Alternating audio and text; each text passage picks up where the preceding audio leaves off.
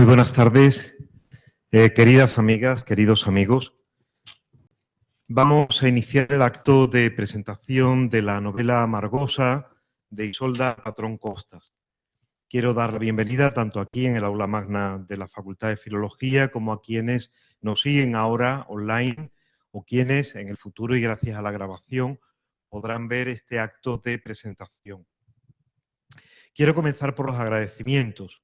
Me han pedido desde el decanato de la Facultad de Filología que les dé también la bienvenida y quiero agradecer el apoyo que siempre recibimos con este lujo de poder contar con un lugar tan hermoso y con la asistencia para poder hacer este tipo de actos, ¿no? Que es cierto que estos días y en plena feria del libro de Sevilla se están solapando en estos mismos momentos en la Facultad de Filología y otras dos actividades, pero lo importante es que vamos a poder realizar y vivir un momento que para quienes estamos aquí es extraordinariamente especial. Yo quiero también agradecer la presencia aquí online y agradecer a Cristina y a la editorial Tres Hermanas la acogida, la calidad extraordinaria de sus publicaciones en general, y me alegra mucho que Tres Hermanas esté por primera vez aquí en la Feria de Sevilla, ahora con este nuevo formato, pero sobre todo con esta hermosísima, primorosísima edición de la novela Amargosa de Isolda, finalista en 2021 del prestigioso premio de novela Felipe Trigo. Les acompañamos en momentos la propia autora, Isolda Patrón Costas, el profesor Adrián Martínez y yo mismo, Manuel Ángel Vázquez Edel. Comentábamos hace un momento que este es un acto también de fraternidad entre la Facultad de Comunicación, a la que pertenecemos especialmente el profesor Adrián Huiz, y yo ahora tengo la pertenencia compartida también con Filología, pero sigo siendo profesor de la Facultad de Comunicación, presidente de su máster de la Comisión Académica del Máster de Escritura Creativa. Y sí quiero subrayar que para quienes hemos tenido la fortuna, en mi caso son ya 43 años como profesor universitario, en el caso del profesor Huici ya más de 3 décadas que tiene la Facultad de Comunicación, de haber podido compartir nuestra vida con nuestros estudiantes para intentar impulsarles, para intentar crear en el ámbito de la comunicación, que es absolutamente imprescindible y estratégico, pensamiento crítico y pensamiento creativo. Es un honor haber tenido alumnas o alumnos de la calidad intelectual, de la calidad ética y de la calidad estética de Isolda Patrón Costas. Sin lugar a dudas, por mi parte, y sé que en el caso del profesor Huici coincide también, es de los mejores estudiantes que hemos tenido en toda nuestra vida académica. Y en mi caso, vuelvo a repetir, son ya miles aquellos a los que he tenido en algún momento la fortuna de compartir el conocimiento, pero también de aprender y mucho de ellos. Ahora, esta presentación aquí en la Universidad de Sevilla, su universidad, en una de las alumnas más brillantes de una de las primeras promociones, todavía en el viejo caserón Gonzalo Bilbao, de aquella Facultad de Ciencias de la Información, que cambiaría su nombre a Facultad de Comunicación, y también aquel giro de aquella primera y única licencia en Ciencias de la Información, con ramas distintas. La de Isolda creo que ya comenzó a denominarse por primera vez Licenciatura en Comunicación Audiovisual. Anteriormente había sido Ciencias de la Imagen Visual y Auditiva. Podernos encontrarnos aquí, tres personas que tenemos la vocación, la llamada, hacia la literatura, la comunicación verbal estética, y hacia la comunicación, esa interacción fundamental para el mundo de la vida, tanto en el ámbito de la comunicación audiovisual, como del periodismo, como de la publicidad y las relaciones públicas, la propaganda política, la comunicación política y el análisis del discurso ideológico, en la que el profesor Adrián Huici es nuestro referente y nuestro punto de orientación máximo. Presentar a Isolda Patrón Costas, y lo voy a hacer brevemente para dar de inmediato la palabra al profesor Huici y que Isolda también tenga la ocasión de dirigirse a nosotros, y luego si alguien quiere también intervenir, procurar que también, a ver si funciona la comunicación online, aunque sea desde el chat. Presentar, lo pensaba en yo, a una ciudadana del mundo. Ella tiene sus raíces en Argentina, sus padres vienen de Argentina, igual que las tiene en Argentina nuestro querido Adrián Huici. Nació en Barcelona, ya en el inicio de la transición democrática en España. Tiene un vínculo muy fuerte en Granada, donde dentro de unos días presentará también su novela, y quiero agradecer desde aquí a mi querido amigo académico Eduardo Castro todo el apoyo que está proporcionándonos. Me encanta poder estar con ella el próximo 17 de noviembre, porque tengo que impartir mi taller de poesía aquí en el máster de escritura creativa, pero ella optó por hacer sus estudios de comunicación audiovisual aquí en la Universidad de Sevilla. Y su presencia, con su inteligencia, su capacidad crítica, su rigor, su autoexigencia y su exigencia a los demás, es de esas presencias que, como yo le digo a mis estudiantes, ellos son el objeto fundamental de la vida universitaria. Sin estudiantes, la universidad pierde una de sus funciones fundamentales, lo es la investigación, pero lo es sobre todo también esa transferencia del conocimiento, esa comunicación compartida del conocimiento, como lo es también la transferencia a la sociedad. Isolda no solo tuvo una sólida formación en nuestra universidad, yo quiero recordar que en las asignaturas que pudo cursar conmigo, seguro que tiene en su expediente matrícula de honor, porque la recuerdo muy especialmente, sino que una vez terminada la formación aquí, siguió en la Complutense un máster en producción audiovisual, que luego le permitiría, en esa libertad de movimientos que ella siempre ha tenido, vivir su experiencia americana. Es verdad que ella además estuvo vinculada, creo que con la Napier University en Gran Bretaña, que allí también realizó estudios de fotografía, pero su presencia en California, vinculada a toda la industria audiovisual en torno a Los Ángeles, incluso su participación en producciones ya míticas como Piratas del Caribe o en películas de autor como Beautiful ¿cómo es? Iñárritu. González Iñárritu, eso es, el gran cineasta vasco. En fin, incluso creo que trabajó también para alguna grabación con Amenábar y bueno, su experiencia es extraordinariamente rica. Luego, dentro de su vocación por la parte más creativa, tanto en el mundo audiovisual como en el mundo verbal, cursó también en la escuela de guión, un guión en cinematografía y en comunicación audiovisual, y más recientemente un máster en narrativa. A mí me sorprendió, después de haber perdido el contacto, aunque yo cada vez que había algún flash me llegaba alguna noticia de Isolda, les confieso que sentía una gran complicidad y una gran alegría.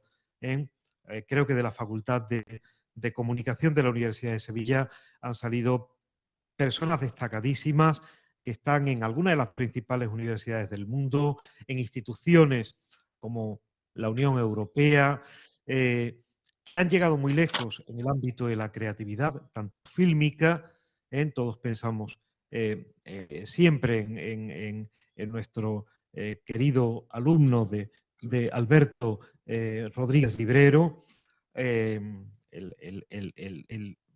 realizador de Grupo 7, Siete Vírgenes, de la Isla Menor, la Isla Mínima, así como de la serie Peste, ¿verdad? Pero también de grandes escritores y sobre todo escritoras Yo cuando celebramos el 30 aniversario de la Facultad de Comunicación pedí a nuestra decana, nuestra primera decana y decana durante 8 años ejemplares, María del Mar Ramírez Alvarado, que hiciéramos la celebración coincidiendo con el día del año 89 en el que Amadou Mahtar Mbow hacía la lección inaugural en el Paraninfo de la Universidad de Sevilla sobre el nuevo orden mundial de la información y la comunicación, que hiciéramos un encuentro con el título genérico Escritoras FECOM. Digo escritoras en femenino no marcado, en femenino genérico.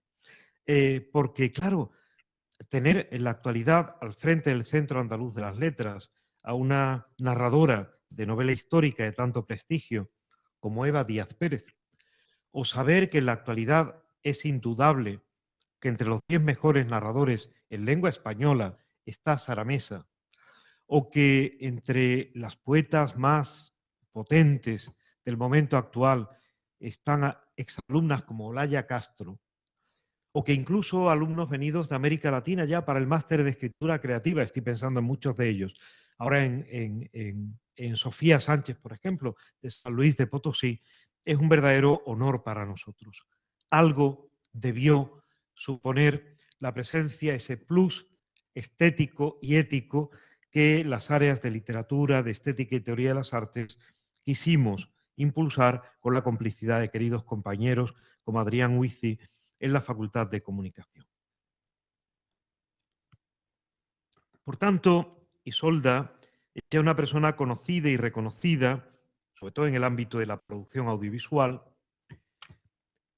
y a mí a la vez me sorprendió y no me sorprendió porque lo esperaba de ella, cuando en la primavera pasada se puso en contacto conmigo, me dijo, he escrito una novela, me gustaría que la leyeras. Y les voy a leer con permiso de Isolda, porque era un mensaje muy personal, pero ahora me he dado cuenta, rescatando el correo en estos días, que es un mensaje que también define las coordenadas básicas con las que yo accedí y acogí esta extraordinaria creación verbal estética que es Amargosa. El 27 de marzo de 2021 le decía, querida Isolda, ante todo, quiero agradecerte tu confianza en mí y felicitarte por esta magnífica primera novela, en la que ya apareces con una extraordinaria potencia, madurez narrativa y voz propia. Tu escritura es de una calidad extraordinaria y también de un ritmo ágil y vivo.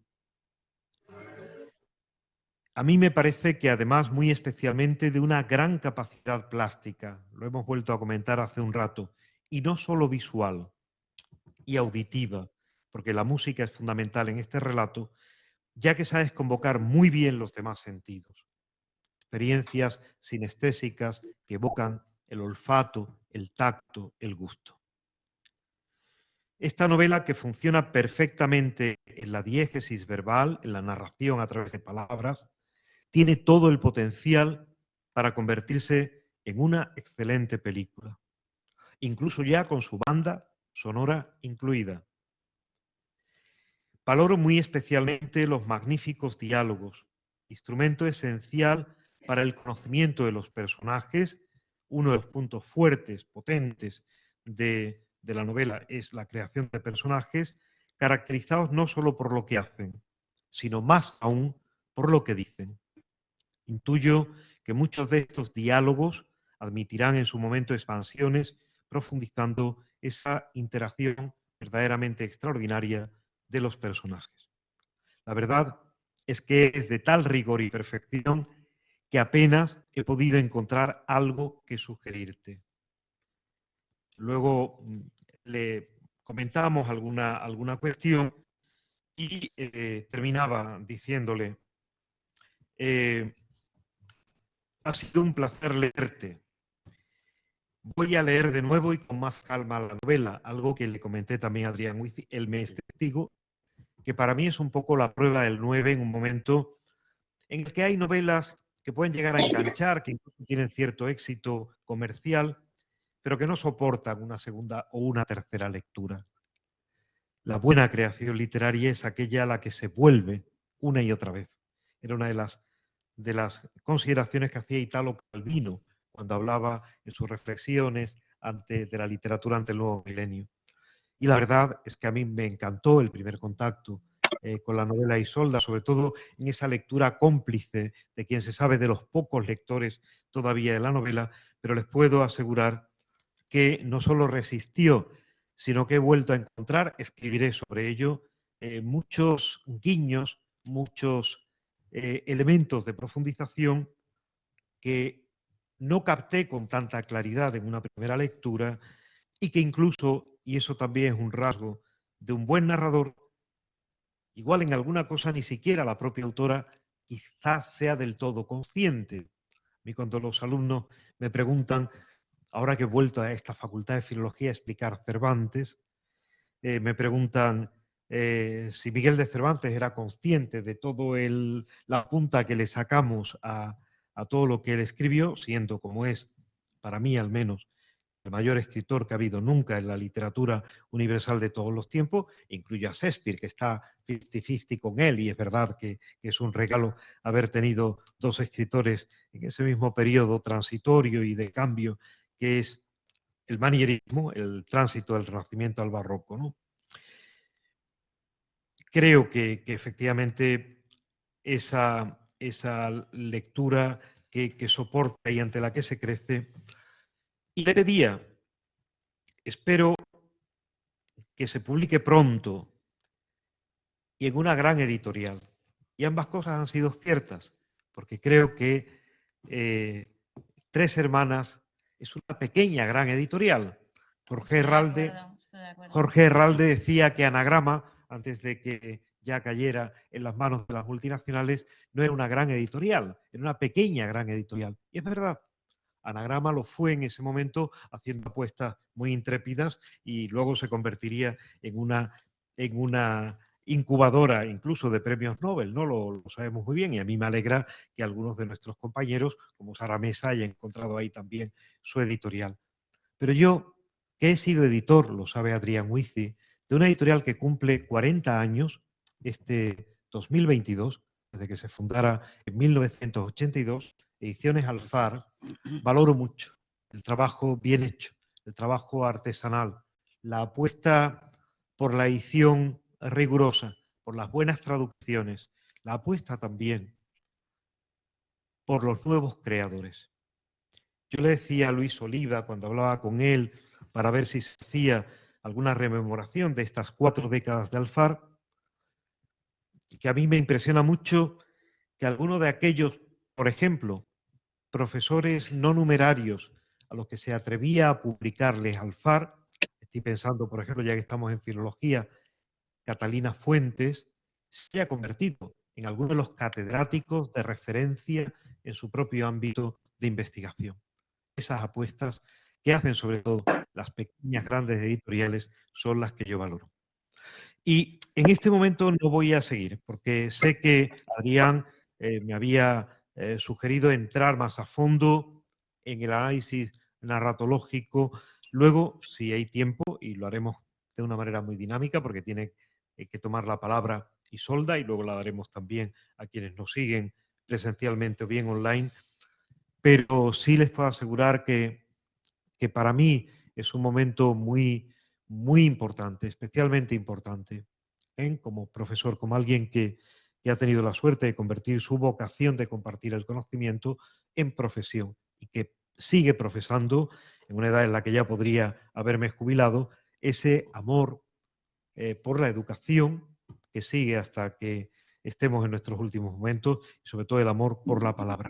Hoy, 3 de noviembre, día en el que rememoramos el 13º aniversario de la muerte de Francisco Ayala, nuestro premio Cervantes, con el que yo tuve una vinculación muy especial, como ustedes saben, es un placer y un honor que aquí, en el lugar más cualificado de esta universidad, que es la segunda de España después de la Complutense en profesores y estudiantes, en la Universidad de Sevilla, una de las más antiguas, ya 5 veces centenaria, se presente la novela amargosa de Isolda Patrón Costas. Gracias a Isolda por estar aquí. Gracias a mi querido y admiradísimo Adrián Huici, el mejor profesor de la Facultad de Comunicación de la Universidad de Sevilla, por compartir este momento. La vida vida auténtica, vida compartida y un acto de presentación de un libro, de una novela tan importante como Amargosa debe serlo. Yo estoy emocionado, estoy feliz de compartir esta mesa y de tener este público tan selecto pero tan importante. Pues adelante, Adrián. Bien, bueno, buenas tardes a todos. Lo conozco desde hace más de 30 años y siempre que compartimos mesa, siempre digo lo mismo, es un lujo tenerte aquí, Manuel Ángel. Es un lujo que seas profesor de esta universidad y personalmente es un lujo para mí que seas mi amigo, después de tantos años y de tantos avatares. Bueno, parafraseando a Paco Umbral, yo he venido a hablar de su libro. Pero bueno, quería también hacer una introducción un poco personal, o personalizar un poco. Yo conocí a Isolda hará unos 25 o 30 años más o menos, ¿no? Aproximadamente. Ella era alumna de la recién nacida Facultad de Comunicación, que así se llamó al principio, y yo era en aquel entonces un inexperto profesor, un argentino que había aterrizado en España por 6 meses que ya son más de 3 décadas, y que en parte esas 3 décadas se las debo a este señor, a la generosidad de este señor que está aquí sentado. Descubrí un día en clase la conexión de Isolda con Argentina. Se lo recordé el otro día por teléfono. Yo estaba explicando esto de la antonomasia que se usa en la publicidad, cuando uno en vez de decir un pañuelo de papel dice un Kleenex, ¿no? O el niño que a la madre le dice, mamá, dame un Danone, en vez de decirle, dame un yogur. Y de repente sale Isolda y dice, bueno, eso es como decirle virome al bolígrafo. Y digo, ¿tú cómo sabes eso? Es que en Argentina a los bolígrafos les decimos virome. ¿Por qué? Porque el bolígrafo lo inventó un húngaro que vivía en Argentina, que se llamaba Laszlo Biro. Entonces, él inventó el bolígrafo. Lo que pasa es que luego vendió su empresa a Bic. Entonces, ahí ya me enteré de quién era Isolda. Luego supe que Isolda se había marchado a la meca del cine. Mantuvimos algún contacto por mail, pero como suele ocurrir con estas cosas, al final el contacto se interrumpió. Hasta que hace unos meses me llama Manuel Ángel por teléfono y me dice, oye, ¿tú te acuerdas de Isolda Patrón Costas? Pues sí, y así fue como llegó a mis manos esta maravillosa novela, y por eso te agradezco, Isolda, que te hayas acordado de este viejo profesor, o más bien diría yo, profesor viejo, ¿no? Las canas no permiten engañar.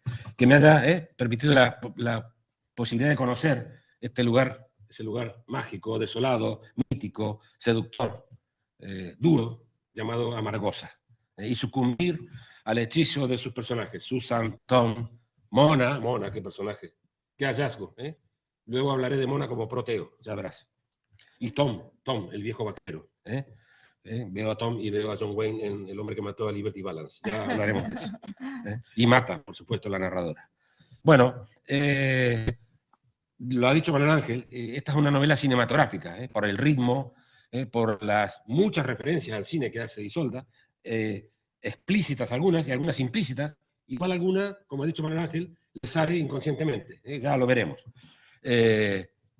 Por el ritmo, por el peso del elemento visual, que también ha mencionado Manuel Ángel, por la utilidad estilística. Yo diría que es un estilo diáfano, clásico, tan clásico como la planificación de cualquier película de John Ford. Pero quiero dejar claro que decir que es una novela cinematográfica no significa decir que no es una novela literaria, ¿no? Quiero decir, el calificativo de cinematográfica no va en desmedro de su calidad literaria. Aunque sí es verdad, y también lo ha dicho Manuel Ángel, que esta novela tiene todos los mimbres para convertirse en una película. Yo te voy a sugerir un director. Podría ser John Ford, por lo del western, pero yo te sugeriría, bueno, lo que pasa es que ya se han muerto estos, ¿no? Pero para mí el director perfecto para esta novela es John Huston. Y sobre todo, esa película maravillosa, terrible, desolada de Misfits, que aquí se llama Vida Rebelde, porque aquí le ponemos cualquier título, con esos personajes que en la vida real ya estaban liquidados, que eran Marilyn Monroe, Clark Gable, todos murieron al poco tiempo, ¿no? Y el otro no me acuerdo cómo se llama. Bueno, ya me saldrá. Este que tenía la cara de... Bueno, Adrián, y aquí además tenemos una protagonista para Susan, es Geraldine Chaplin. Ah, claro, bueno, claro, sí. Sí, estaría muy bien, sí, con esa cara labrada por las arrugas de Geraldine. Bueno,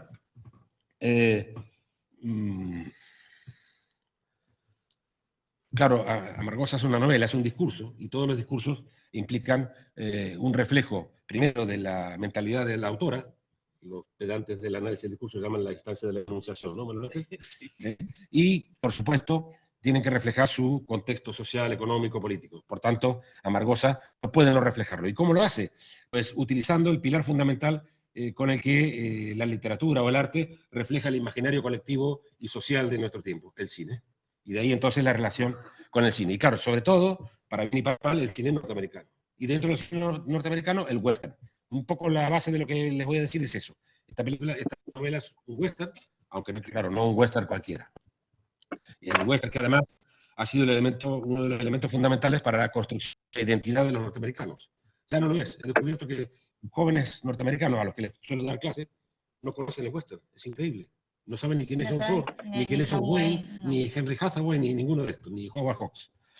Bueno, entonces, creo que esta novela es, entre muchas otras cosas, un western, aunque también es una road movie, no sé si lo he dicho bien, es un Bildungsroman, una novela de aprendizaje, de iniciación, y en ese sentido, también esta novela constituye lo que los estudiosos del mito y el relato llaman la peregrinatio, ¿no? El monomito del que habla Joseph Campbell, esta idea del viaje del héroe, ¿no? La aventura del héroe es siempre un viaje, ¿no? Entonces aquí tenemos también una heroína que emprende un viaje, y ¿qué es lo que busca el héroe? Bueno, a nivel superficial busca un objeto valioso, yo qué sé, el Santo Grial, el Bellocino, pero en realidad y a nivel profundo lo que se busca es a sí mismo. ¿Qué es lo que le pasa a Marta? A partir de una catástrofe personal, entre nosotros, encuentra a su novio en la cama con su mejor amiga, Jennifer, ¿no? A partir de ahí ya se echa a la carretera, ¿y qué hace? Pues, como todo su mundo se le ha venido abajo, pues busca lo que diría Jung, el sí mismo, ¿no? El centro de su ser. Pero bueno, vamos al western, ya que es la referencia para mí dominante. Claro, es cierto, alguien me dirá, bueno, en esta novela no hay duelos, no hay puñetazos, pero sí, bueno, tenemos un héroe, una heroína que prende un camino para desfacer entuertos, aunque sean los entuertos propios, personales, aunque no se trate de matar a unos forajidos o repeler el ataque de unos indios, ¿no? Pero hay una jornada, la jornada de Marta, que tiene creo muchos elementos épicos, que ya están en Homero, pero que también aparecen en el western. ¿Por qué es un western? Bueno, primero el paisaje, ¿no?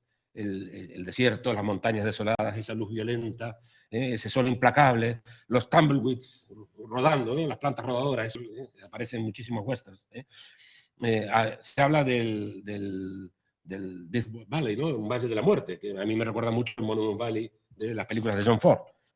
¿Por qué es un western? Porque la protagonista llega a un lugar, Amargosa, donde hay un bar, solo le falta la palabra salón y las puertas batientes, y el sonido de una pianola, aunque también sale música country de allí.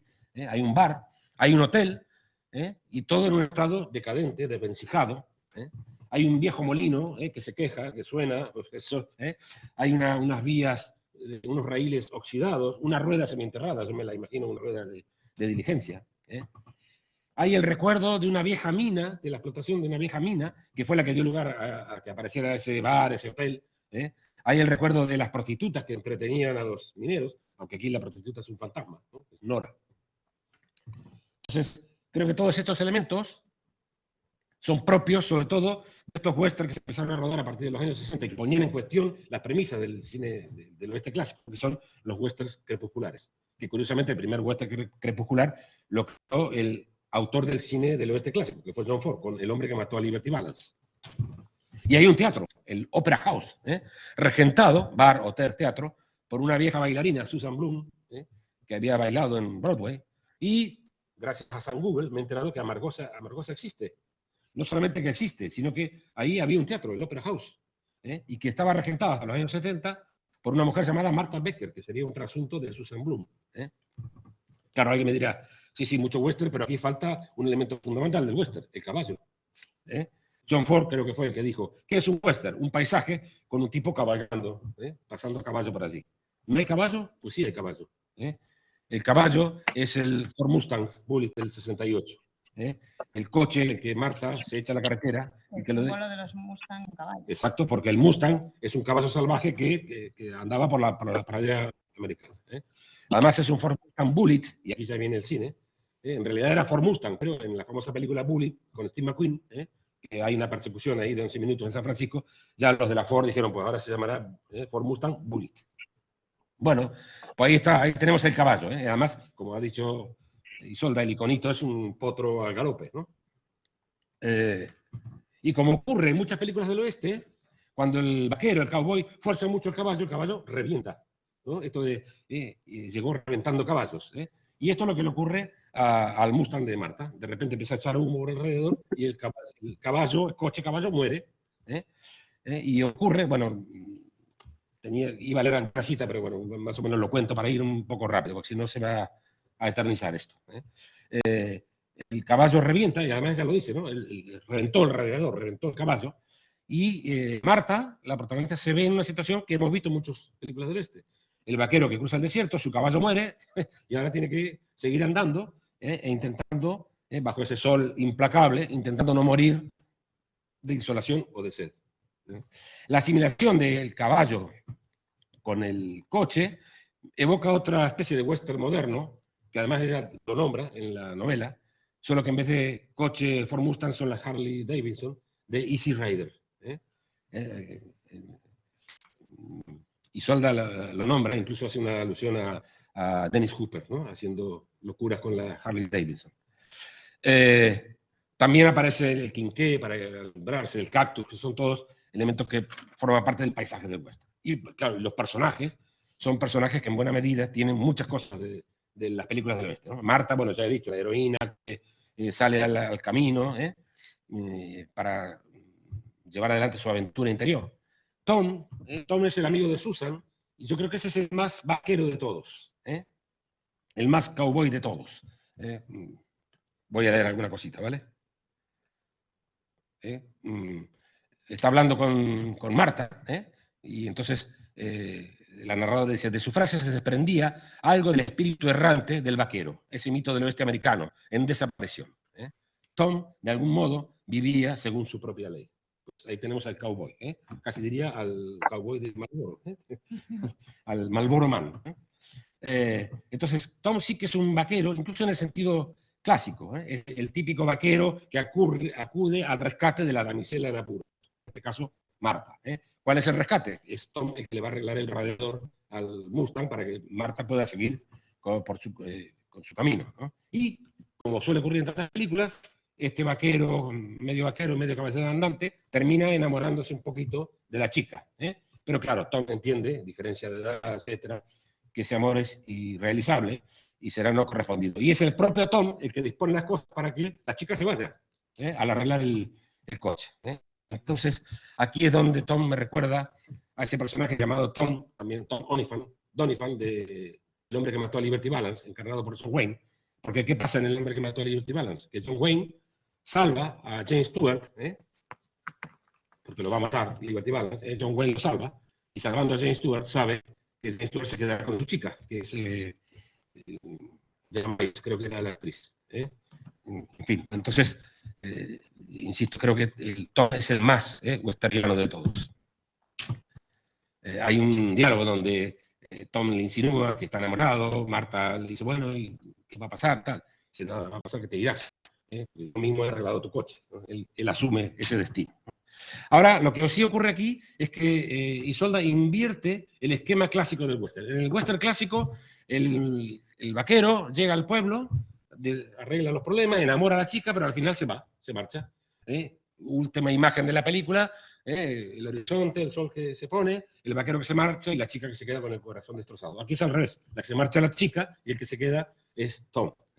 Y aquí es donde Isolda recuerda esa película Shane, o Raíces Profundas, donde también el vaquero este misterioso que es Alan Ladd se marcha y deja primero al niño con el corazón destrozado, porque esta es una película que está rodada desde el punto de vista del niño, me parece, ¿no? Y también está un poco enamorada de Shane, la madre del niño, ¿no? Y ahí se va, Shane. Y por cierto, también me recuerda a un remake de Shane que me parece buenísimo, casi mejor que la original, que es El jinete pálido de Clint Eastwood, que en realidad es casi la misma historia. Bueno, Susan, estoy hablando de los elementos en común que tienen los personajes con las películas del oeste, ¿no? Susan también tiene su elemento westerniano, es una mujer fuerte, una mujer sabia, claro, no al estilo de Calamity Jane, que era una mujer real y que entraba al galope en los pueblos disparando a dos manos, no. Yo diría que Susan es más al estilo, y uso otra referencia, al estilo de un personaje que interpreta Joan Crawford en Johnny Guitar, Viena. Es la mujer fuerte que regenta el salón, y con el famoso diálogo donde Steven Hayden dice: miénteme, dime que me quiere, miénteme, dime que has estado esperando todos estos años. Bueno, más referencias al oeste. Bueno, Isolda usa constantemente imágenes que evocan el oeste, ¿no? Hay un momento que evoca las películas de Sergio Leone, los Spaghetti Western. Esto sí lo voy a leer, si me lo permiten. Dice: nada se movía, no corría el aire y era la primera vez que el molino no arrastraba su lamento. Vean qué imágenes tan bonitas. Que quiero insistir luego en el estilo. La misma quietud que un duelo a muerte en un viejo western. La misma tensión. En las películas suena la música y te da alguna pista de lo que puede pasar. Un silbido, el aullido de un coche, una flauta, una armónica, subrayo, una armónica, un rajar de cuerdas. Es el sudor en la frente, las manos rozando las pistolas. Se acelera la música y un disparo acaba con todo. Pues son imágenes de Sergio Leone, estas imágenes hiperrealistas, ¿no? Del el duelo, y se ve la gotita de sudor, tal, y la armónica, creo que es en Was You Upon a Time in the West, donde Charles Bronson toca la armónica, que le recuerda el pasado y tal, ¿no? Para vengarse de Henry Fonda, que es el malo. Bien, este pasaje yo lo leía y escuchaba la música de Ennio Morricone, claramente. Luego hay momentos que Marta parece que tiene una alucinación y ve una nube de polvo que se acerca y... ya me he venido arriba. Una nube de polvo que se acerca y dice: es un ataque de indios, y al final son los niños que andan con las bicicletas. Y en esa misma escena se pinta la cara con las cenizas de una hoguera, ¿no? Al estilo indio. Bien, pero no solo de western vive el hombre, o la mujer en este caso. Hay más referencias cinematográficas que hacen de Amargosa una obra claramente intertextual. No me quiero meter mucho en terminología, pero bueno, una obra intertextual, es decir, que bebe de otros textos anteriores, que muchas veces subyacen, aunque no se los nombre directamente, pero que realmente sustentan un poco la temática, ¿no? Entonces hay dos que me parecen muy importantes. La menos importante, Fitzcarraldo, la película de Werner Herzog, donde un tipo enloquecido se le ocurre construir un teatro de ópera en el Mato Grosso, en Brasil, ¿no? El tipo enloquecido además es un actor que estaba loco, que era Klaus Kinski, Fitzcarraldo. Entonces, claro, ese teatro ahí perdido en el desierto de Nevada, el Opera House, ¿y eso qué es, no? Y esa mujer anciana que baila el pájaro de fuego, pues es tan alucinatorio como esas imágenes de la película de Herzog, ¿no? Del tipo que lleva el barco para construir el teatro de ópera. Y yo creo que la más clara, otra película dirigida por un alemán, Adlon, igual que el famoso hotel que hay en Berlín, Bagdad Café. No sé si estarán de acuerdo conmigo. Bagdad Café es un café que está perdido también en el medio de la nada, un café desvencijado donde coinciden un montón de personajes, a cual más estrambótico. Jack Palance, tiene una actriz alemana que no me acuerdo el nombre, cada uno con una historia personal, con una desolación vital, que ahí se encuentran, se desencuentran. Entonces, creo que es un subtexto importante para esta novela. Y además, como Homero, Isolda utiliza símiles, pero los símiles que utiliza son westernianos, no, perdón, son cinematográficos. Entonces hay un momento que describe a Mona, que se ha puesto un turbante, porque se ha bañado, y dice: llevaba un turbante a lo Gloria Swanson en El crepúsculo de los dioses. Que por cierto, la película se llama Sunset Boulevard. Volvemos a esto de cambiar los nombres de las películas. El crepúsculo de los dioses es una película de Visconti, sobre los nazis, por cierto. Se llama así, con Helmut Berger, ¿no? Bueno, dejando ya lo del western, que ya les he cansado, decía que esta novela es una road movie o un Bildungsroman, es decir, una novela una novela de aprendizaje, donde el personaje aprende algo de la vida. Y claro, en estas novelas el camino juega un papel central. Entonces, Amargosa nos presenta el viaje de Marta y su llegada a ese lugar perdido como una experiencia iniciática, de iniciación, como una novela de aprendizaje, como decía antes. Creo que es muy significativo que haya un yo narrador que va a evolucionar, y que será muy distinto el yo del principio al yo del final, porque ha evolucionado, se ha iniciado a otra dimensión del ser, para decirlo un poco ampulosamente. Entonces, tenemos aquí el viaje del héroe con todos los elementos que han sido tan estudiados por Campbell o por Propp.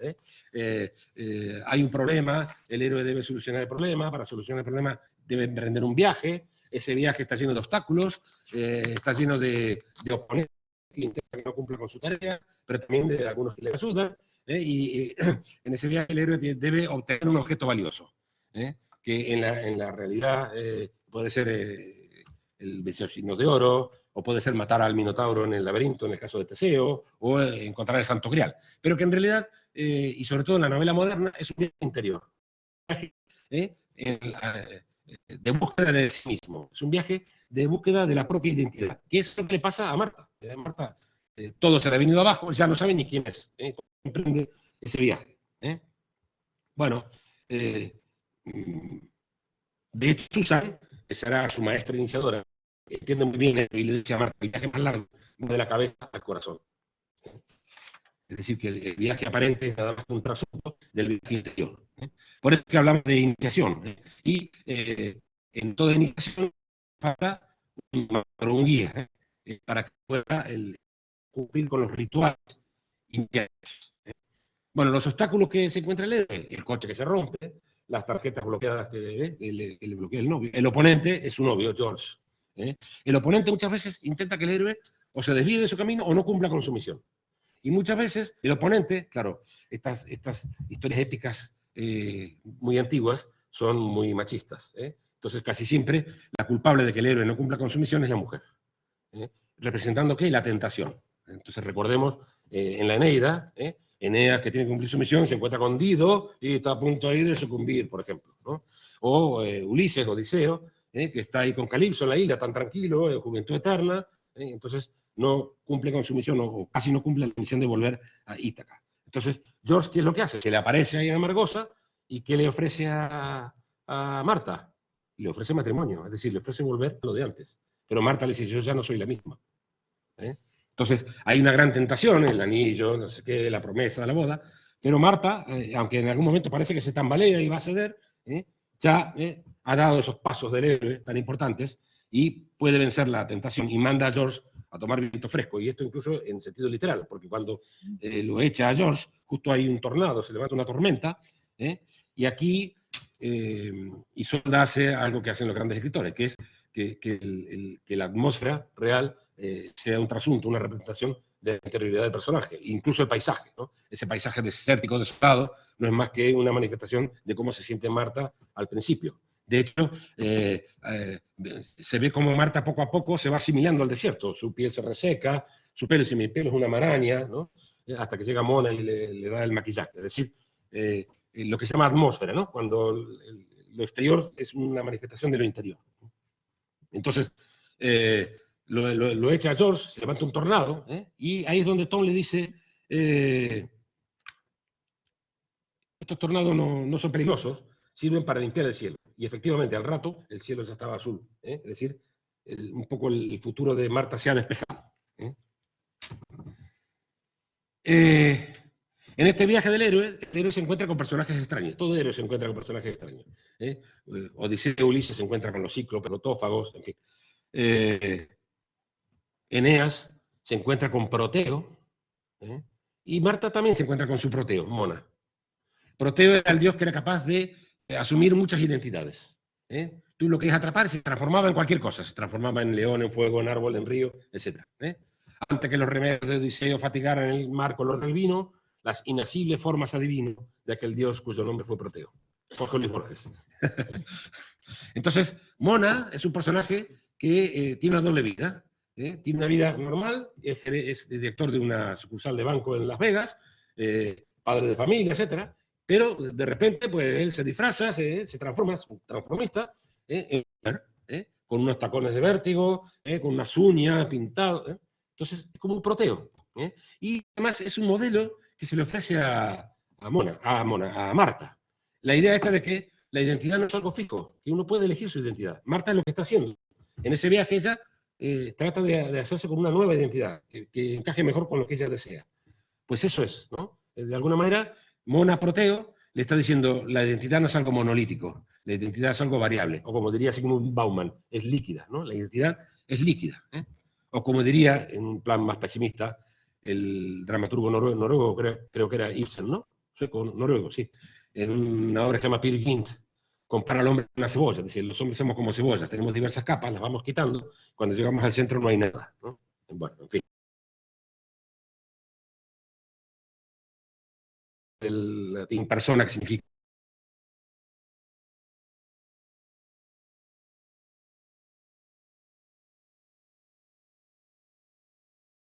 es el ejemplo. Bueno, en la novela tenemos que hablar del tiempo y del espacio, porque también esto tiene que ver con el viaje del héroe. El héroe debe superar muchas pruebas, y una de ellas es pasar por un espacio, que es el espacio mítico, ese espacio que es distinto al espacio profano, y que pasar por ese espacio constituye una gran prueba para el héroe. Por ejemplo, un laberinto, donde se corre peligro de perderse. Por ejemplo, el descensus ad inferos, bajar a los infiernos, etc. Entonces, aquí tenemos ese espacio mítico que es Amargosa, para Marta. La prueba para Marta es llegar a Amargosa y conseguir que Amargosa, que ese paisaje de Amargosa, le permita a ella asumir esa transformación. Y por otra parte, quiero decir que Amargosa me recuerda algunos de los lugares mitológicos más importantes de la historia de la literatura. Me recuerda al condado de Yoknapataufa en las novelas de William Faulkner. Me recuerda un poco al Macondo de García Márquez por la importancia que tiene, no porque sean similares. Me recuerda al Macondo de García Márquez y también a la teoría de Onetti. Yo creo que cuando pase el tiempo y haya muchas revisiones, eso espero, hablaremos de Amargosa como hablamos de Macondo. Eso espero. Espero que vuelvas, que sigas escribiendo novelas y que vuelvas a utilizar el espacio de Amargosa. Bien. Bueno, ya he dicho esto de que el espacio funciona como un símbolo, así que no hace falta decir más. Y también el tiempo. Amargosa es un lugar que parece que está fuera del tiempo. Que hay un no tiempo, el tiempo mítico, ¿no? Ese tiempo del eterno retorno. Hay varias veces en la que dice, Marta habla de Susan y de Tom, y dice, eran vidas fuera del tiempo, alejadas de todo. A ver si puedo leer un poquito más. Página 128, que dice también algo sobre el tiempo. Dice, está Marta con Susan tomando algo, y dice, disfrutamos de estirar el tiempo todo lo que quisimos, ¿no? Estirar el tiempo. Vida fuera del tiempo. O, por ejemplo, cuando Susan la lleva a Marta a mostrarle esas pinturas que está haciendo en el teatro, a Marta le parecen pinturas rupestres. Que le parece que ha entrado en una caverna, que ha entrado casi en las cavernas estas donde están las pinturas rupestres. No me acuerdo el nombre de las del norte de España. Altamira. Altamira. Bien. Y bueno, ya que he nombrado a Susan, no hay proceso de iniciación sin un maestro, sin un guía. Y ese maestro, ese guía es Susan. Susan, que primero había sido la guía de Tom, porque Tom le cuenta a Marta que su vida se había extraviado el rumbo, incluso había acabado en la cárcel, y que fue Susan la que lo rescató, ¿no? Y eso mismo hará con Marta, ¿no? De hecho, parece que Susan ya estaba esperando a Marta. Da la impresión de que Susan sabía que Marta iba a llegar allí, ¿no? Y además sabe que Marta está presa de una gran perturbación emocional. Sin que Marta le diga nada, le pregunta, ¿qué te inquieta? ¿Qué te inquieta? Y como está confusa, le dice, hay que apartar el humo para ver claro. Dice, y le dice, luego, estás aquí por algo, aunque no lo sepas. Bueno, es una forma de hablar típica de estos maestros, como diría yo, como la pitonisa de Delfos, etc. Por ejemplo, le habla del miedo al fracaso y le dice palabras llenas de sabiduría sobre fracasar, etc. Para que se hagan una idea un poco de cómo es Susan.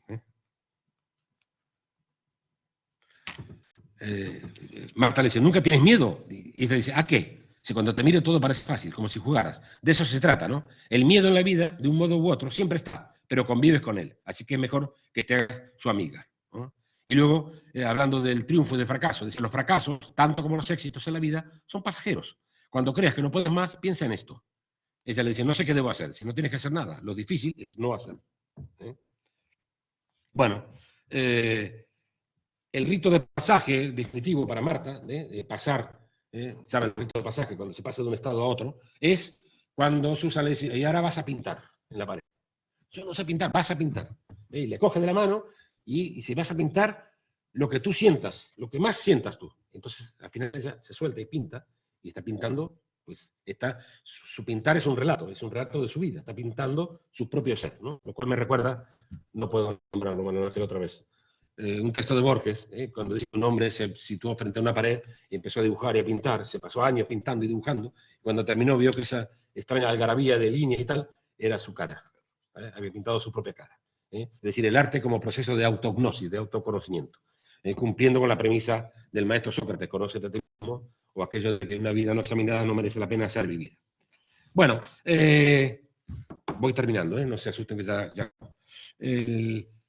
Claro, la iniciación implica un proceso de muerte y renacimiento, ¿no? Muere la vieja persona y renace otra distinta.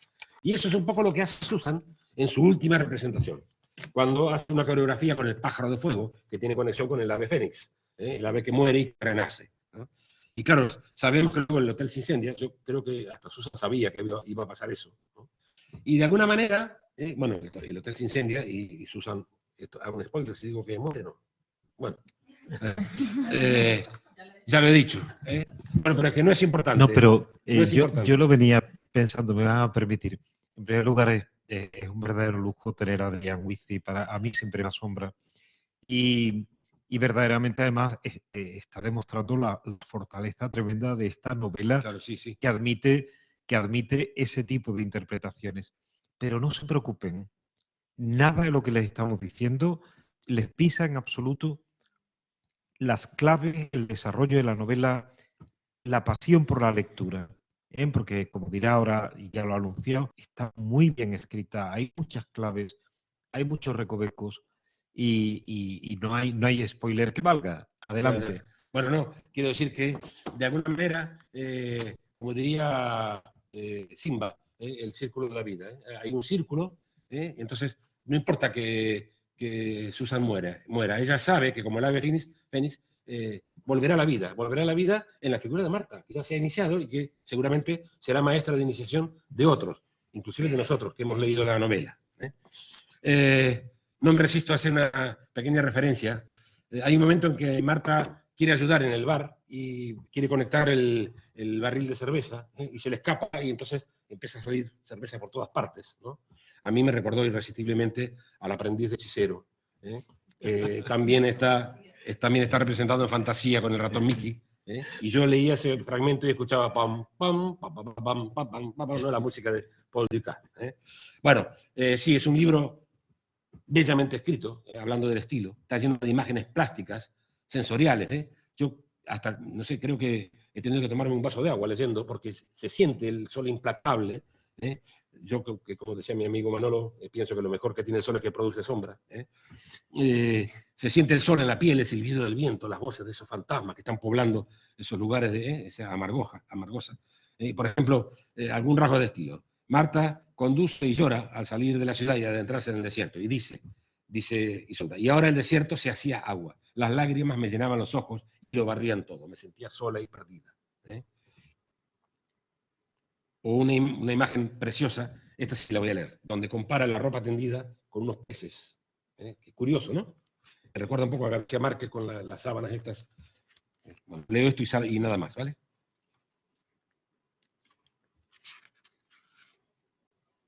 A ver si era aquí. Sí. Bueno, tiende la ropa. Dice, cuando terminé tenía la sensación de que había compuesto un collage que aportaba algo de vida a tanta uniformidad. Líneas cubiertas de retales, como peces de colores en un mar seco. Imaginé una ráfaga de aire moviendo sus peces, saltando sobre el horizonte de arena. Es una imagen, es muy original y es muy visual y muy bella. Bueno, son frases que se te gustan casi como el buen vino. En definitiva, una hermosísima novela, un regalo para la mente, para el corazón y para los sentidos.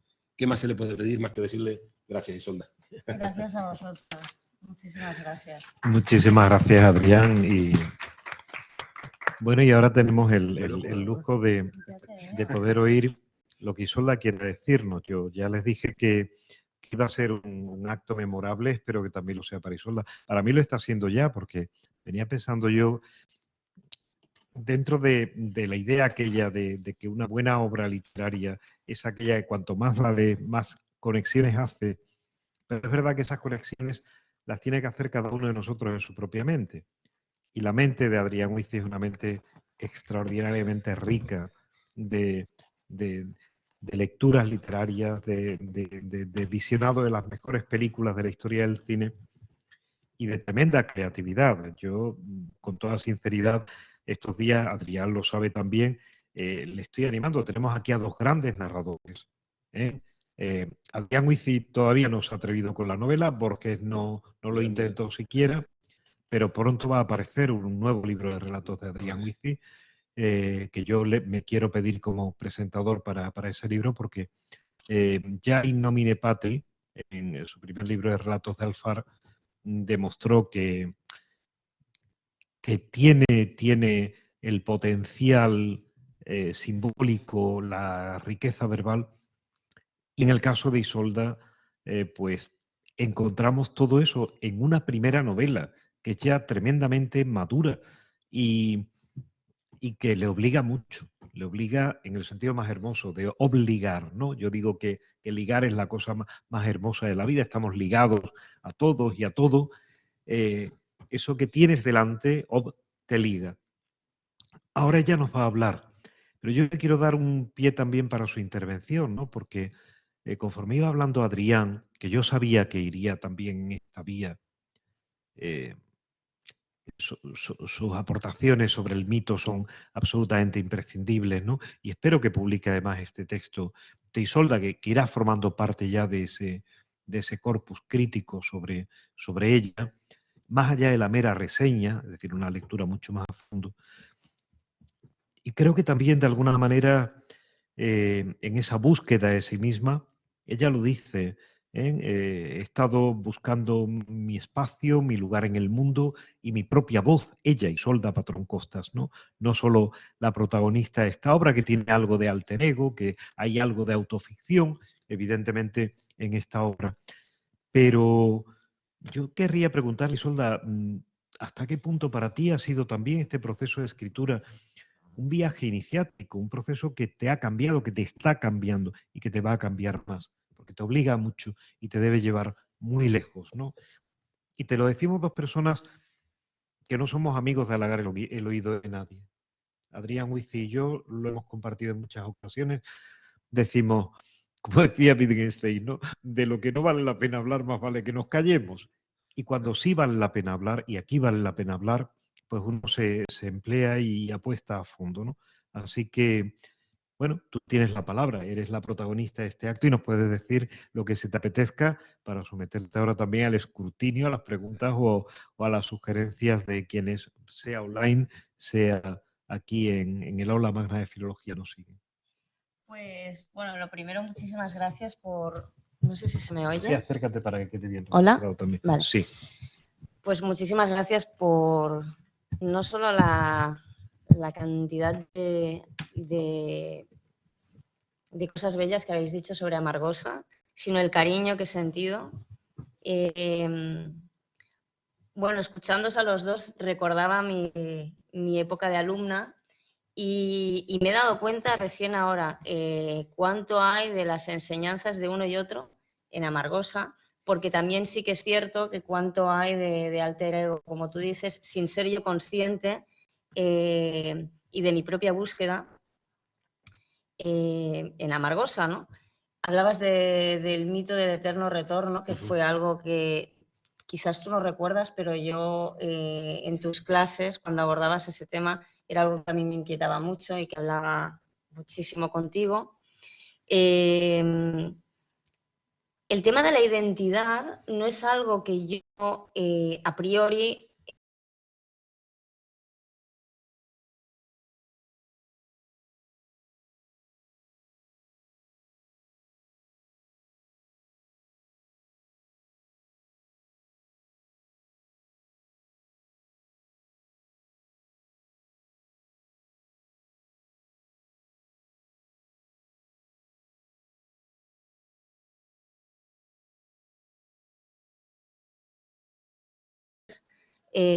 porque son outcasts, porque son outsiders, como se dice en Estados Unidos. Y todo empezó, digamos, de una forma muy orgánica, nada premeditada, como tampoco son premeditadas ni las citas cinematográficas. Todo lo que has mencionado, estoy completamente de acuerdo en ello, pero yo no he sido consciente.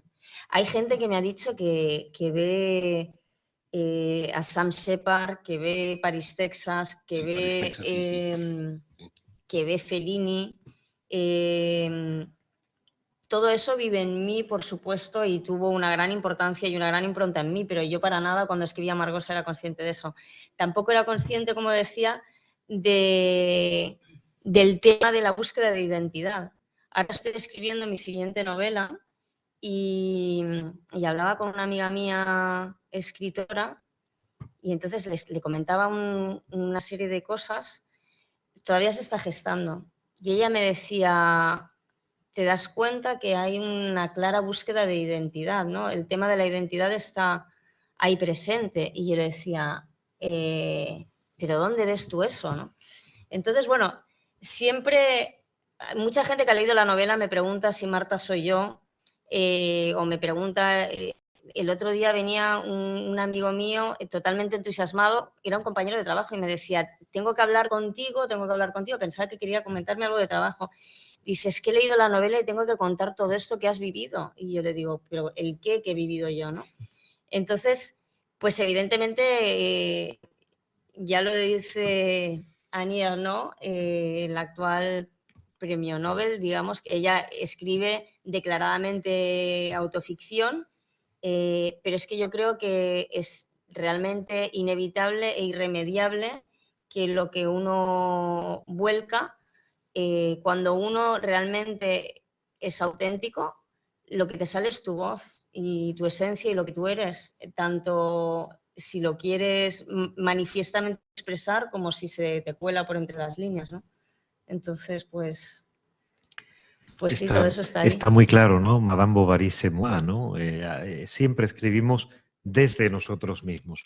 Hay quienes tienen el mal gusto de escribir siempre de sí mismos, ¿eh? Y además es lo menos interesante, pero que es inevitable escribir desde nosotros mismos, desde su universo mental, forjado por momentos vividos, por momentos leídos, por ese crisol en el que todo está ahí, ¿no? Y realmente lo que a mí me impresiona y me sigue impresionando en la relectura de Amargosa es que tú has hecho una cosa que yo admiro mucho, incluso también en el caso de Adrián Huici, ¿no? Frente a gente que se creen, como yo digo, los reyes del mambo o la reina de los mares, ya desde muy jovencito, gente que te dice, no, yo no es que no quiero leer a estos escritores para que no me influyan. Y yo decía, ojalá que te influyan, necio, necia, ojalá te influyan, ¿no? Porque como decía Harold Bloom, al fin y al cabo la voz propia se acrisola siempre en esa angustia de la influencia, en esa ansiedad de las influencias en la que la propia voz termina elevándose, levantándose con esas otras voces con las que se mide, ¿no? Y tú aquí te has medido, consciente o inconscientemente, además lo de conscientemente es lo de menos, ¿no? Al final, como decía muy bien Mikhail Bakhtin, los grandes escritores son escritores dialógicos, y el dialogismo no es solo que haya diálogo, como algunos creen. El dialogismo es que cada uno de nosotros deje pasar a través de su propia voz, de su propia palabra, incluso aquello que va más allá de lo que tú piensas y de lo que tú sientes, ¿no? Cuando a veces mencionaba antes el caso de Cervantes, la gente, ¿Cervantes pensaba esto? Seguro que no. Pero él era plenamente consciente de esto, seguro que no. Pero esa es la manera que tenemos incluso de hacer que una obra sea vigente y siga teniendo interés de lectura cuando pasa la coyuntura. Y esta va a resistir el paso del tiempo. Hay otras que no, que son obras muy coyunturales. Pero aquí tú has conseguido partir de acontecimientos que pueden parecer en un momento determinado más o menos anecdóticos, pero has estado siempre intentando conectar con la condición humana, que es lo que yo digo, esa chispa que salta entre la situación que vivimos y la condición humana de la que todos participamos, es lo que da vigencia y permanencia a una obra literaria, ¿no? Y yo creo que ya Amargosa la tiene, ¿no? Yo no, tampoco te quiero asustar mucho, pero yo, en la línea de lo que decía Adrián, no los voy a mencionar siquiera, pero pensaba en algunos bills de un román muy importantes de la literatura universal, y me encantaría que Isolda Patrón Costas estuviera ya en esa línea, ¿no? Cuando tú dices, caramba, la primera novela de fulano fue esta, o de tal escritora fue esta, y sí, has forjado dentro de ti misma, sin apresuramientos, sin oportunismos, buscando el kairos, ¿verdad, Adrián? El momento oportuno, el momento propicio, y este es tu kairos, este es tu momento oportuno. Aprovéchalo, vívelo, vivéncialo. Tú que eres una persona tan entregada, tan disciplinada, tan rigurosa, como decía, contigo mismo y con los demás, has abierto una vía, has abierto un camino que ya en parte te ha transformado, pero en el que yo estoy seguro que lo mejor está por llegar, ¿no? Y esta primera novela hace esperar muchísimo, ¿no? Por ello vuelvo a felicitar también a Cristina y a las editoras de Tres Hermanas, porque es muy hermoso que se haga este tipo de apuestas, ¿no? A las que son mucho más remisos, los que sacan cheques en blanco para autores que ya conocen, para decirle, escribe lo que quieras que ya tienes el planeta, ¿no? A mí eso no me interesa ni poco ni mucho, no me interesa nada, ¿no?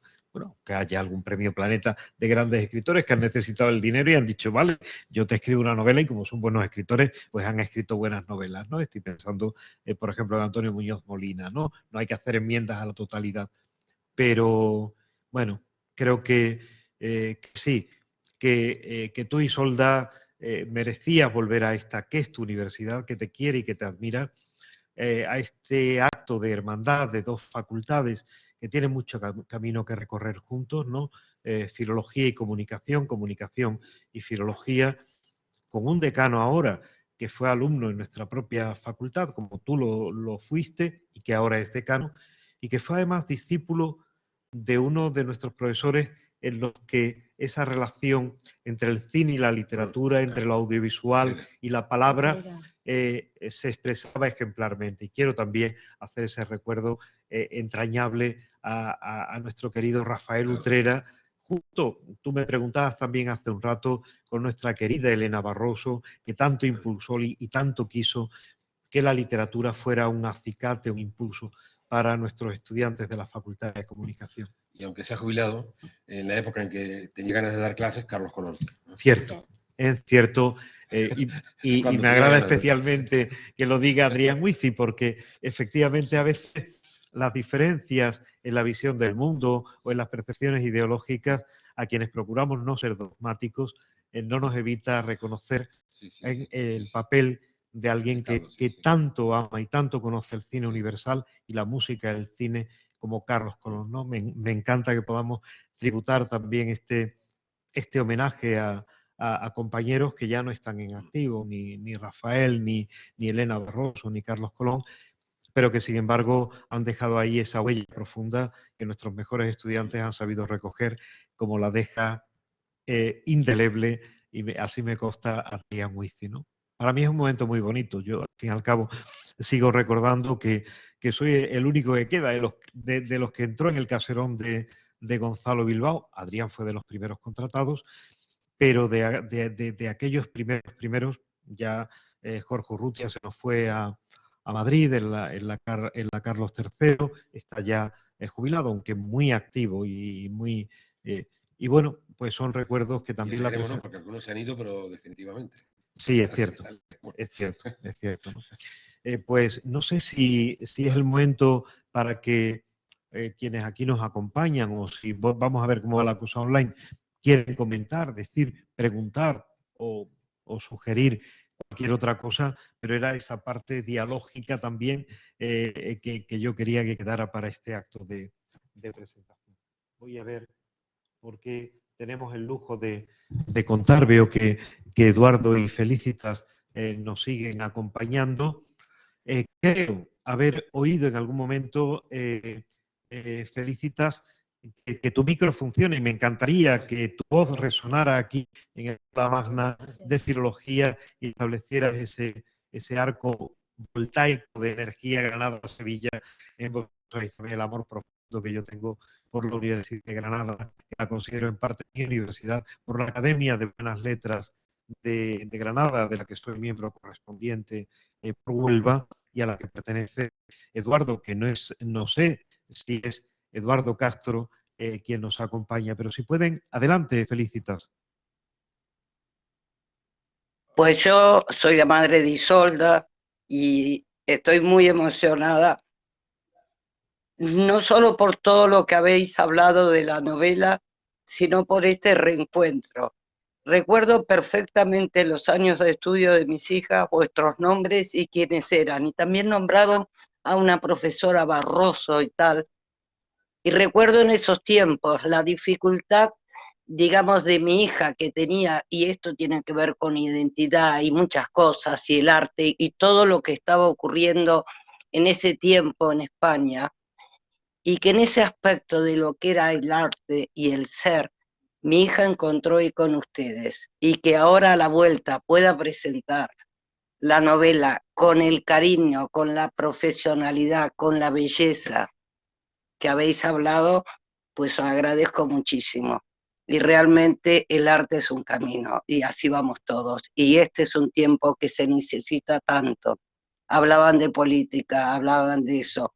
Los poetas tendrían, ¿no es cierto?, que explicar esto. Pero eso es para otro tiempo. Muchísimas gracias, gracias a la Universidad de Sevilla, a vosotros especialmente, y recuerdo con mucho cariño Sevilla. Un abrazo para todos y un beso grande para mi hija. Muchísimas gracias, Felicitas. No sé si Solda también te quiere decir algo. A mí me emocionan mucho tus palabras y he de decirte que yo siempre he pensado, aunque no he podido tratarte como yo también hubiera querido, me hubiera encantado encontrarnos ahora el próximo 17 en Granada, pero sin duda tú eres una gran mujer porque solo alguien con esa grandeza es capaz de crear, no solo físicamente, no solo la maternidad biológica, sino alguien tan extraordinaria como es Isolda. Así que muchas gracias por traer tu palabra aquí al aula magna de la Facultad de Filología. Y no sé si Isolda te quiere decir algo. No, porque voy a llorar. A vosotros, perdón, Isolda, a vosotros nuevamente y nos vemos el 17 aquí en Granada. Muchas gracias, Felicitas. Aunque Un no fuerte pueda ser abrazo, un físicamente, calidad a vosotros. muchas gracias. Mi palabra sí va a Para mí estar a también. través de mi amigo A Eduardo. vos. No sé, Eduardo, si tú nos sigues y puedes o quieres activar tu micrófono y decirnos algo. Estás conectado desde el principio. Eh, no sé si te va bien el micrófono, porque sé que a veces a través de la plataforma, pero en cualquier caso he visto que el globo funcionaba. No sé si nos quiere hacer algún saludo a través del globo que ya antes interactuaste para decirnos que se oía bien. No sé si quieres y puedes decirnos alguna cosa.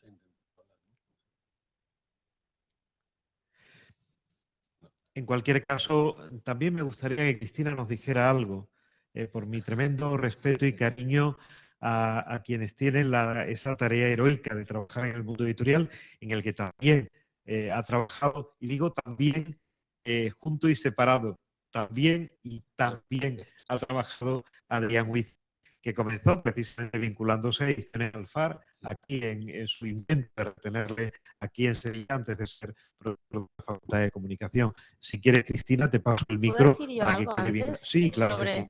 Claro que sobre sí. lo que has dicho antes de Perdón, Eduardo, parece Sí, que te oímos. bueno, Adelante. ¿me escuchas? Sí, sí, sí. Perfectamente. Bueno, yo una pequeña anécdota. Una vez a Silvio Rodríguez estaba en Perú y alguien le preguntó, yo creo que una chica, ¿qué es el unicornio azul? Y entonces se le dio una respuesta muy simple, es lo que tú quieras imaginarte. Entonces yo dije, bueno, no la escribí yo a Isolda con preguntas. El libro que yo leí, lo leí de un tirón, me gustó mucho. Al principio lo que me hizo acordar es esa película Bagdad Café. No sé si era por el ambiente que había, pero Sí, se ve que está influenciada por el cine. O sea, esa es la impresión que yo tuve, ¿no? Pero, no sé, el señor, creo que se llama Adrián, ¿no? Sí. Habló de cuando un libro se lee una vez y después se lee 2 veces. Y se van descubriendo cosas. Y eso es lo que me pasó a mí. La primera vez lo leí de un tirón y después lo volví a leer a los 15 días y empecé a descubrir cosas. Pero entonces vuelvo a lo de Silvio Rodríguez. Es lo que tú quieras imaginarte. Entonces me imagino que el mismo libro se lo das a 10 personas y vas a tener 10 impresiones distintas, ¿no? Pero en todo caso, muy bueno, me gustó mucho y que siga escribiendo. ¿Vale? Muchas gracias, Eduardo, por tu intervención. Y además subrayas un aspecto que ni Adrián ni yo hemos dicho explícitamente, al que tú apuntas y que me parece especialmente importante. Y es que la narrativa de Isolda Patrón Costas deja espacio para el lector. Cada lector, cada lectora puede hacer su propia lectura muy personal. Hay narradores que son mucho más dirigistas y que cierran muchas más puertas, son mucho más monosignificativos, más monovalentes, ¿no? Yo creo que he citado antes el concepto bakhtiniano del dialogismo y creo que en este caso también esa plurisignificación, esa polifonía, que es una polifonía a la vez múltiple por las muchas voces que pasan a través de la voz de la instancia narrativa, efectivamente, también las muchas voces que pasan y que construyen a la protagonista Marta como una narradora autodiegética muy interesante, muy bien construida. Yo en algún momento, es curioso, en mis correos sugería a Isolda que podía contrastar, crear una focalización múltiple, no una focalización fija, sino una focalización variable o múltiple, pero ahora estoy convencido de que hizo lo que debía, que esa focalización fija en la voz de Marta, pero con tantas transferencias narrativas, con tanta acogida de otras voces, es un verdadero acierto y desde luego permite eso que Eduardo ha dicho, y es que cada cual pueda implementar, hacer eso que Wolfgang Eisler llamaba ese proceso de completar la significación. La obra literaria no se completa en el circuito de la comunicación literaria hasta que no está en las manos y en la mente de una lectora, de un lector, ¿no? Y esa virtud, que es una fortaleza del libro, está ahí también, que estoy seguro que va a haber interpretaciones múltiples y muy diversas. Yo, obviamente, en esta obra el western está presente, pero no me imaginaba hasta qué punto. Y nuestro amigo Adrián Huici lo ha puesto de relieve de una manera muy sabia, incluso más allá de lo explícito, y estoy seguro que en algún momento sorprendiendo a la propia autora. Efectivamente. Muchas gracias por esta intervención también. Quería decir antes, a colación de lo que has dicho, la comparación de Tres Hermanas con una editorial como Anagrama, creo que tú has dicho que es una pequeña gran editorial, creo que han sido tus palabras. Yo soy totalmente nueva en el mundo de las letras y el mundo editorial, no conocía nada hasta que he empezado a conocerlo de la mano de Cristina y tengo que agradecer la confianza en mí, tengo que agradecer el trato exquisito con el texto de Amargosa y la labor que en Estados Unidos llaman a este tipo de editorial editores boutique. Hablaba hace poco con un amigo mío cineasta y yo le explicaba que mi editora o mi editorial era una editorial boutique. Y entonces él me decía, pues entonces eres una persona muy afortunada, ¿no? Y yo le dije, yo creo que no era consciente de lo afortunada que era por desconocimiento, ¿no? Hasta que he ido conociendo un poco más lo poquito que conozco todavía del mundo editorial. Entonces, bueno, quería agradecerlo.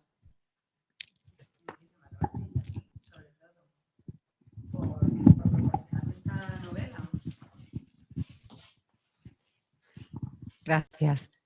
La afortunada soy yo cuando llegó la novela a la editorial. Al leerla, yo que también soy una apasionada del cine, al encontrar esas referencias, me gustó mucho, evocó sensaciones perdidas y esa huida, ese viaje, me fascinaron y pensé que los lectores y las lectoras necesitaban algo así. Quiero agradeceros la presentación. Estaba absolutamente fascinada escuchándoos. Debo decir, Adrián, que tenemos que inaugurar un club de lectura que se llame Club de Lectura Adrián Huici, que nos tienes que prestar ese análisis exhaustivo de la novela, que no sé si tendrá algún equivalente en algún momento, porque es absolutamente perfecta, redonda. Me ratifica en ese amor a la palabra que me hizo a mí, estudiante de filología, hace ya miles de años, y volvería a la universidad solamente por escucharos a vosotros. Me ha parecido una clase magistral y está, vamos, es excelente que se grabe porque así muchos otros podrán disfrutar de ella. Me parece muy bonito lo que habéis dicho sobre la novela, sobre Isolda, sobre mi editorial también. Realmente no es fácil sobrevivir como editorial en un mundo en el que los medios, los lectores a veces solo hacen caso, solo prestan atención a esas novelas que están continuamente en boca de todos, pero mi labor es que también estén en boca de todos novelas grandes como la de Isolda, que a pesar de ser una primera novela tiene, como decís vosotros, una fuerza inusitada. Yo la felicito, te felicito, Isolda. Gracias, Cristina. Y a vosotros y sobre todo a los que estáis aquí hoy con nosotros participando de este encuentro, por muchos más. Gracias. Pues sí, te agradezco lo del club de lectura, pero ponle otro nombre porque me da mucha vergüenza. Yo siempre digo Muchas que gracias. soy un argentino atípico porque tengo complejo de inferioridad. Sí, pero sin lugar a dudas, fíjense lo que les voy a decir. Adrián Huici es, en el mundo de la academia, quizás la persona a la que he visto análisis de obras literarias más profundos, más lúcidos, más ricos.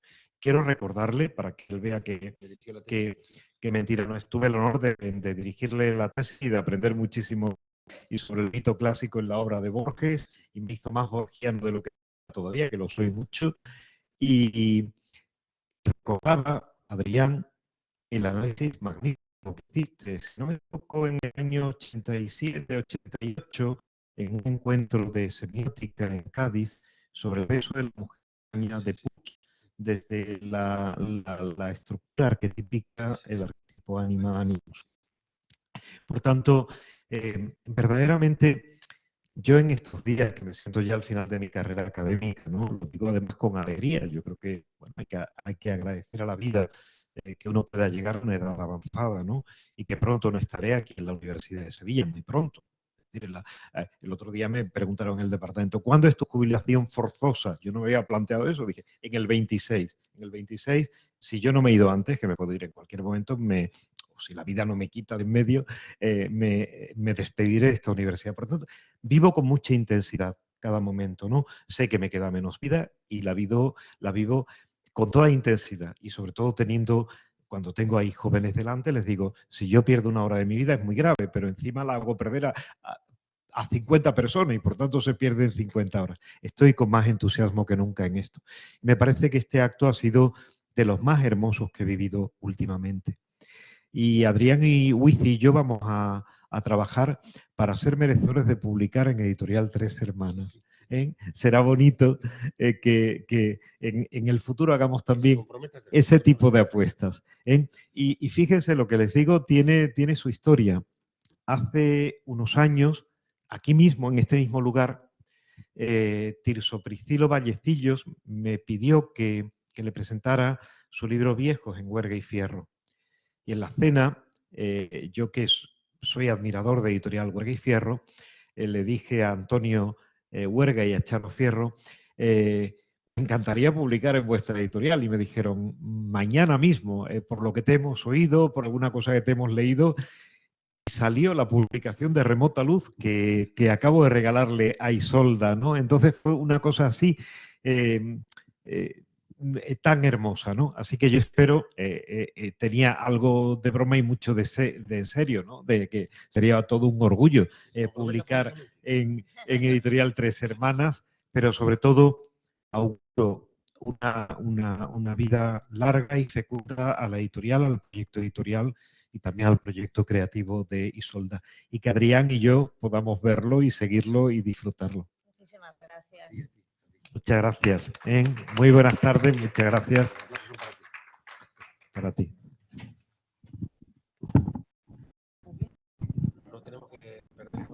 Muchas gracias, Eduardo, y felicitas. Terminamos este acto entrañable. Gracias.